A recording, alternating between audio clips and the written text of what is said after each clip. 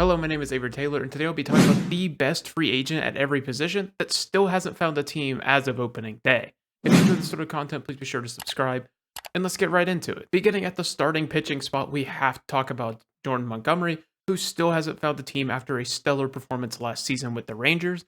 And realistically, throughout his career, this guy has been a just consistent force. No matter if he was on the Yankees, Cardinals, or Rangers, he's just been fantastic. And then he turned up last season with the Rangers, and especially in that postseason where he really made a name for himself and should have earned himself a bit more money. That just really hasn't seemed to be the case so far. He is under the mentorship of Scott Boras, so you know he's going to sign late. That's just what he does with all of his agents or all of his prospects, and that's just going to be the trend here. There is some news heating up around him, maybe going to Philly, maybe going to any other kind of pitcher needy teams. But, he's a consistent force. He'd be consistent. He's going to be great. He'd be great for any team really that needs any sort of middle of the rotation type guy. Next, we move to the relief pitching spot where I have a veteran pitcher in Brad Hand who didn't necessarily look the greatest at the end of last season with the Atlanta Braves. And I think that's a large reason for why he hasn't found a team yet. If you look at prior in his career, he has been pretty solid, but you've seen some of the velocity dips. You've seen some stats, on the peripheral side kind of go down for some time now. It's a little bit concerning. A lot of the stats are going up in the wrong direction. It's just not a great, direction for a guy that is getting a bit older.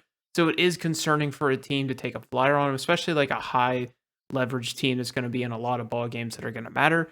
I would expect him to sign at some point for a team that's like, a little lesser, maybe an Oakland A's or something to that nature where he doesn't have to be in the playoff contention. They can just take a flyer on him, maybe deal him at the trade deadline if he performs well. At the catcher spot, we really had some limited options. Even guys like Austin Hedges, Martin Maldonado are still finding contracts. And whenever you look at the Fangraphs, database, the only player left is Manny Pina. So we're going to talk about Manny Pina. Over the last two seasons, Manny Pina has only played 9 games total. He's, done pretty decent, I guess, in those games, but really just hasn't found a place in the MLB for some time. Over the course of his career, he is a slightly below average hitter, and he is 36-year-old, so he could, again, find a spot somewhere on one of these lesser rosters that is in need of a backup catcher or something. But he's just a player that's just kind of left out because he's old and doesn't really bring a whole lot to a team, and he's the last guy remaining on the whole database, so he's the guy that gets the spot here. As we move to first base, this is going to be a player I wanted my Pirates to sign, but they went with Rowdy Tellez, which I think is a lesser option than this guy, and that is Brandon Belt. Brandon Belt has been, for the most part, a pretty solid first base option for the last few seasons, especially since his stellar 2020 campaign where he had a 1,000 plus OPS. Obviously, that's during limited sample. It's hard to put that up over a full season for Brandon Belt, but he's still been a very, very solid option top to bottom for most of his career in terms of OPS, and that's what you're looking for from a first baseman. There really isn't much for me to say. He does get injured a good bit, but I think he should definitely be on an MLB roster unless he is either overvaluing himself or teams just aren't finding the right price point. Maybe he thinks he should be on a better team or something to that nature, but this guy is way too good to not be on a major league roster. And it's kind of a similar story whenever you look to the second base spot. You have Donovan Solano, formerly of the Minnesota Twins. Again, he's not, lighting the world on fire by any means. If he had, he'd probably be on a team. But he has been a plus hitting, second baseman who can also play a lot of positions. And it's amazing to me that he hasn't found a team yet. Again, not world beating. It's not like he's going to be like the star player on any team, but this guy's definitely a serviceable bat, especially one that's versatile in the field. I'm again another player. I don't know how he hasn't found a team yet, but I would love to see Donovan Solano, find a spot soon. At third base, we have another older player, but this one has been trending in the wrong direction for some time now, and it is Evan Longoria, formerly of the Tampa Bay Rays and the Arizona Diamondbacks. Last season, we really saw what looked like the beginning of the end for Evan Longoria in his first season in Arizona. Had a 93 OPS plus a 717 OPS and only hit 11 homers. His defense still wasn't as good as it used to be.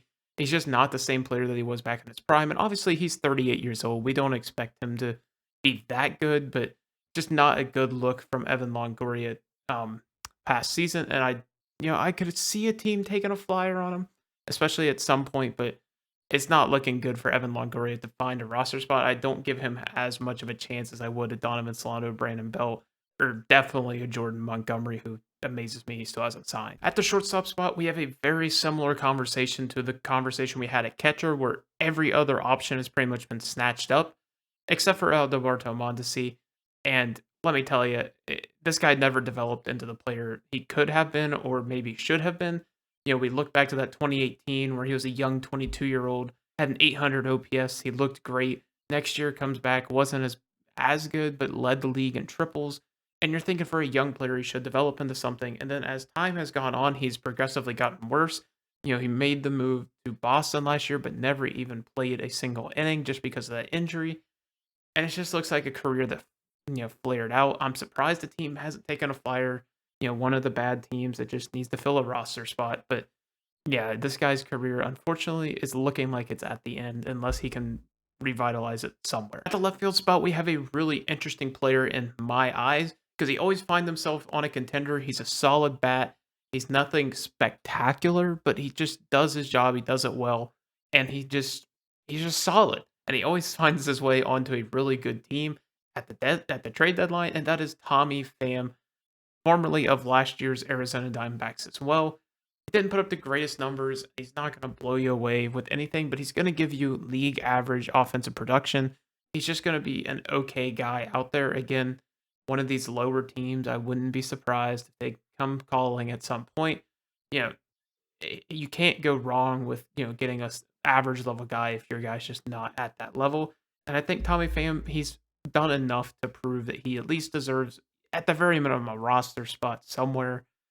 He's got to be better than some of the left fielders in the major leagues, if not some of the fourth outfielders that ride the pine. At the center field spot, there was really two options for this true center fielders, and that was Adam Engel and Jackie Bradley Jr. I went with Adam Engel just because he was really relevant not too long ago. Only 2 years ago, he was hitting an 800 OPS back in 2021. So he was more relevant more recently, and I think he offers more to a team. Jackie Bradley Jr. was really good at defense back in his day, but the bat really never found its way consistently into the majors. But either way, neither of these guys are really like blow away type pieces. They might earn a roster spot at some point, but they're not guys that I'm like pushing like these guys need to be on MLB roster right this minute type guys. Like they're just okay. And it's kind of a very similar story whenever we go to right field. It was really limited options, and it was basically Raimel Tapia was the option, and I've never been a big fan of his game, even back to whenever he was in Colorado as a young guy putting up near league average numbers. I just wasn't a big fan. And then he ended up finding himself on so many contenders, like he was with the 2022 Toronto Blue Jays, ended up in Milwaukee last year, as well as with the Tampa Bay Rays. Just not a guy I have a lot of faith in, and I never really have, and he's just kind of on this list by default. So there's probably a reason he hasn't signed to this point. It's just because he's been given so many opportunities and has yet to prove his worth, really. So unfortunately, I have to put him as a guy that I really don't think that should be on a roster. And if he does, he probably is a fourth outfielder at best. And then the final player of the video, we have our DH slot. I went ahead and went with Darren Ruff of the formerly of the Giants. That's whenever he had his peak, but he hit stops with the Mets and Brewers in that span. I'm not sure what it is about the Giants, about this guy that unlocks him, because whenever he was with the Giants, this guy was obliterating baseballs back in 2020 and 2021. But then he went elsewhere and just has not found success at all whatsoever. The other options at this position are AJ Pollock, pretty much, which I hate to say he's a DH at this point because he used to be pretty solid in the field, but just injuries have caught up to this guy so much. He's kind of at that point in his career where it's just DH, maybe a little bit of corner outfield. But back to Darren Ruff, he really peaked with the Giants whenever the Giants were like on top of the world. They weren't on top of the world, but they were winning a stupid amount of games for the talent that was on that roster. And it's really confusing to me how he went from so good to so bad. But he's been more relevant more recently. So I went with Darren Ruff, another guy that's like I would give him a chance, but I wouldn't necessarily like be shocked if he didn't find a home, you know, through the middle of the season or anything. This is a guy that's kind of looks like his career is fizzling out if he doesn't pop off and either this like pop off this season pretty much if he finds a home. If you enjoyed this video, please be sure to subscribe. I always find it interesting to see who's playing the long game and who actually sticks to their guns come this time of year. And these are the guys that really either stuck it out or just didn't get a contract offer. We don't know. But hopefully these guys find a team. You never wish anybody to be, forced into retirement like these guys are looking like they might be. Hope you guys enjoyed it. Thank you guys for watching and have a wonderful day.